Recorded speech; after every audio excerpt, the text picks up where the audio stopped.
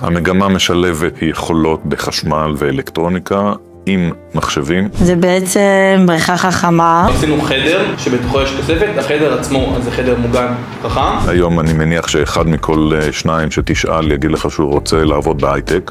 וכשהתחיל טט אני אמרתי, טוב, מן הסתם מגמות אני הולך להכי הרבה שיש, אז אני מגיע לאלקטרוניקה ומחשבים. זה מה שגרם לי באמת עוד יותר להישאר פה, כי ראיתי כמה נותנים לי פה את הכנפיים שאני צריך, אני רוצה לעוף ונותנים לי את האפשרות הזאת. החברה שלי נקראת קוקיט, אנחנו פלטפורמה שמתלבשת על אתרים קיימים, כמו וולט, כמו יאנגו דלי, חברות שמוכרות אוכל בשליחויות, ואנחנו מביאים להם עוד לקוחות, לבשים על האתר הקיים, מביאים עוד קטגוריה משלנו. השאיפה שלנו שהתלמידים יצאו מפה עם ידע שיכין אותם לכניסה לשוק. 10 יחידות שהן יכולות לעזור לי בכל התחומים בחיים, תחומי הייטק, תחומים אישיים, שאני רוצה לפתוח עסק. תלמידים שלנו מקבלים זימונים ליחידות טכנולוגיה. אני הולכת להיות, זה נקרא קצין תקשור קרבי גדודי. נתנו לי מיון בגלל שהייתי במגמה. באתי עוד מיונים שקשורים לכל העניין של התקשורת וחשמל, ותכנות אז טיפה מודיעין גם בגלל המגמה. יש פה מערכת שלמה שהיא נמצאת מתחת לפרויקט, לא רואים אותה.